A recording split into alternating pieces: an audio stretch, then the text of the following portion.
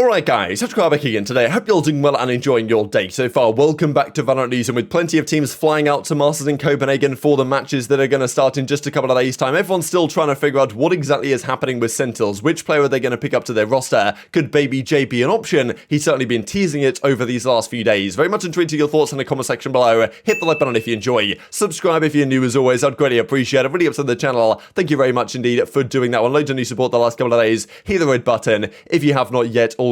Let's just dive into things. Asuna says from the loud side, they're out there, they're flying out, of course, to Copenhagen to get things underway on the 10th of July. Everything kicks off. Turko and Fnatic, they're going out there as well, so everyone's saying, look, please, Turko, be safe, wear a hazmat suit, whatever it's going to have to happen, like, for him not to, of course, well, test positive, as he did last time around, couldn't play. So Fnatic, they're going to need to be at full strength here if they want to have a good run at this event, but certainly right now, they probably come in as favourites, right? Based on their performance lately in, well, in the European side, like, yes, OpTic come in as defending champions, as playing incredibly consistent Valorant the last few months. Fnatic, probably in terms of raw firepower and skill ceiling, they might well be on a new level right now, especially with the addition of Alfire, right? So definitely an interesting discussion to keep your eyes on going forwards. DRX also, Copenhagen, here we come, so they're flying out there as well. So yeah, pretty much all teams descending really on Copenhagen for the Masters event, and even says some OpTic, they're flying out as well. So yeah, safe travels for everyone. Hopefully everyone lands safe and is okay, and well, can get into business for the next couple of days, because I guess some teams are well, only playing in the playoffs, which is going to be a little bit of time away after the group stages, OpTic and stuff playing the groups, so they're going to have to get underway quick. Now, the other team from North America, of course, that qualified was XZ, but they don't have to play in the groups, they only play in the playoffs themselves. Thought this is a rather interesting statement here from Aaron, right, on the state of the team. Me, Dephh, and BabyJ have played in majors and other games, right, but there were some questions about cryo-cells and the like. Okay, can they perform on land to the same level? Because, like, the idea is this team has more experience than the guards, because, of course, like, the guard last time out, they have the kind of North American first seed curse or whatever, where they go to, well, they go to Masters, and they bomb out of the tournament straight away. Will XZ do the same thing? That's another question, but they believe they've got more experience than the guards. They can make a deeper run than the guard. It's going to be exciting to see how they get on, but yeah, whether they're kind of star players, they're heavy hitters that don't have too much land experience can turn up, that does remain to be seen. zyppan and cryo-cells, of course. Let's talk roster changes then. So M3C, M3 champions, former Gambit team, they are looking to make a change. They've kind of been a surprising quantity really the last couple of months or so, not been the team that we kind of knew them to be last season. Like, they failed to even qualify for Masters Copenhagen. They fell short. I think they lost to FPX in the end, or whoever exactly they lost to. Maybe they lost to Guild or something. I'm pretty sure it was FPX they lost to fail to qualify, and it was the FPX Guild, of course, and Fnatic are three teams representing EMEA. M3C just missed out. They're going to make a move. We've seen Ascend make a move, like at two powerhouse European teams from last season. M3C Ascends now completely changing their rosters. Dephh apparently is going to be gone. JD, who is kind of formerly on the Na'Vi team, is going to come in following a brief break. As George Gill has described, the full article linked down below. The JD's been on a temporary break since May for kind of mental health issues. He's now back in business and will likely replace Dephh on the starting team. Dephh had an underwhelming performance during the most recent kind of World Champions Tour EMEA with this kind of ACS, according to VLR, this type of stuff. So yeah, M3C looking to make a change. Kind of a surprising one, but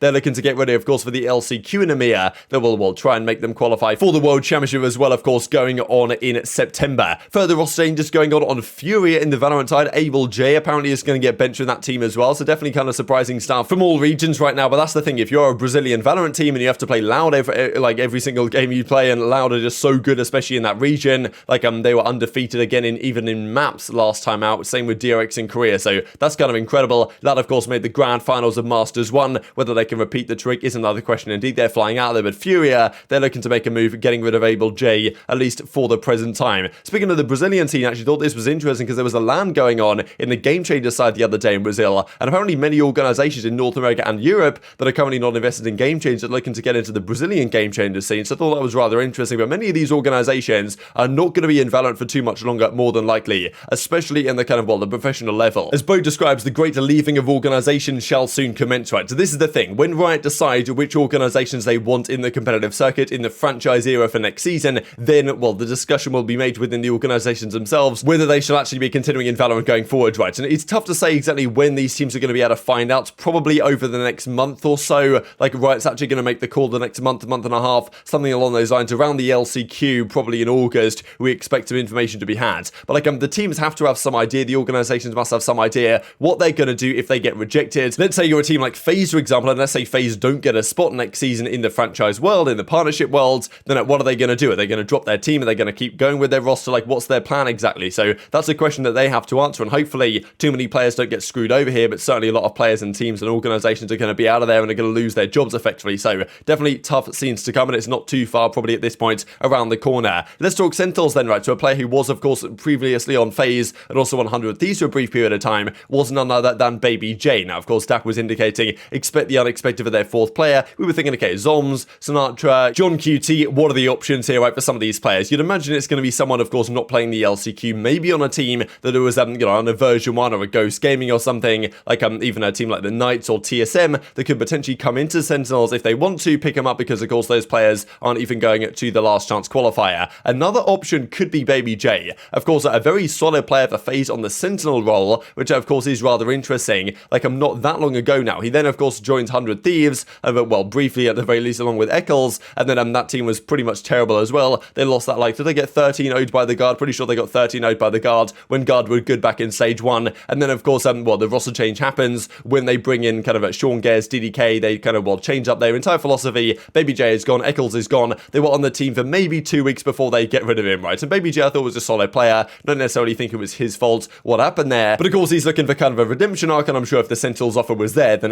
he would, lap up the opportunity to do exactly that. And he does tweet this out, right? So he's certainly been hinting at it. Now, whether, of course, hinting at it means anything, because he says Sentinel main at BabyJ, of course, with the Sen capitalized. So a couple of guys are pointing this out to me and kind of indicating maybe there's something going on here, right? So definitely tweet your thoughts on this. Could BabyJ be the guy that they go for? Definitely a solid player in the free agency market. Could be a decent target for Sentinels to get. The issue is, from my perspective, how exactly do the roles work? We even saw the other day, okay, John QT, could he run the chain? But what's going to happen there? Are there other options as well that Sentinels could go with? But of course, BabyJ being a Sentinel player, generally a Cypher player, generally on that, Killjoy, stuff like this, at least through the last several months of his career, does that really work with what Sentinels need? Because we're sick out of the team, of course, as we understand, they're going to need a player to run the smokes. Now, who's going to run the smokes? You could bring in Zoms, get him to run the smokes. Can BabyJ run the smokes? Or if you don't want to do that, do you bring in someone who can be like a chamber player and get ShahZaM to run the smokes and get off the sofa? It's an interesting dynamic that this team might have to figure out, but a BabyJ could be an option. Talented player, of course, and after BabyJ was released, he said, okay, I feel like I've been unfairly done by right here, and I'm going to look for an opportunity. And this could be a good opportunity if BabyJ is offered it by Sentinels to kind of prove himself, do a good run at the LCQ, and kind of reinvigorate his career. Because as I said, many of these teams, and these organizations are going to get out of a position effectively for next year when the partnership league comes through. BabyJ needs to kind of be there or thereabouts in the discussion of these teams to get picked up next season, because so many crazy roster changes are going to go down.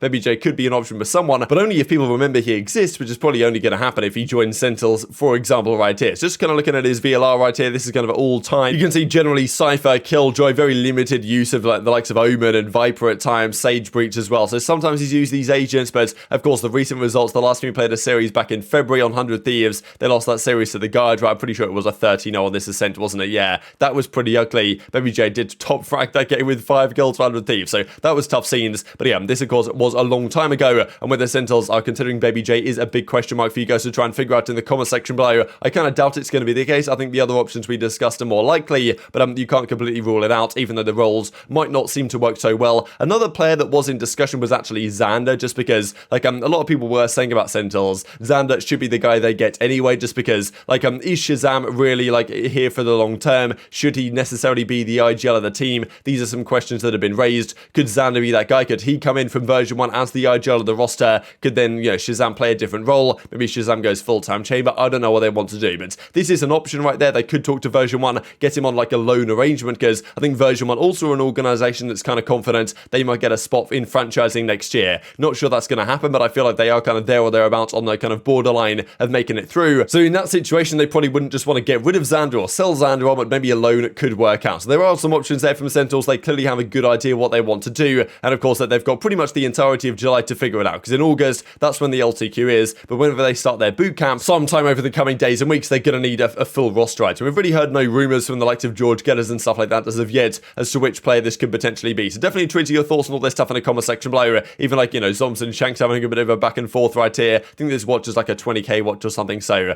yeah, not too bad, I suppose, at the end of the day. Man does beggar to put this one on. A couple of interesting things from Will Mind here to close out the video on the statistical side. Heading into Masters 2, the top 10 players in first blood success rates on the attacking side. This, of course, being worldwide. We looked at what this looked like in the North American side specifically, but yeah, very few players from NA are actually in here, right? Buzz, Forsaken, these guys have absurd opening blood rates on the attacking side. Buzz was 71% of his first bloods on attack, or of his first blood engagements he wins on attack. That's just ridiculous. Like in North America, no one's even getting close to these numbers. On defense, actually, though, it is Ye on number 1, with his opening engagements ending in success on the defending side. But even Aspas Surf, Buzz is still here again, right? Did this guy Buzz, man? I mean, people were kind of saying, okay, did this guy fall off or whatever? But like, I'm still for DRX. Yes, it's in region, right? And Korea, apart from DRX, aren't the strongest region, so it's tough to really compare too strongly across all of this. But look, I'm sure we're going to see some of this play out in reality when it comes to Masters Copenhagen in just a couple of days' time. And very much enjoyed your thoughts on all this stuff in the comment section below. Hope you guys enjoyed the video. If you did enjoy it, hit the like button. Tell us on YouTube, God, this is a good video, and I was like, you should see it as well. And I hope grow the competitive Valorant community. Thank you for watching as always. Take care of yourselves,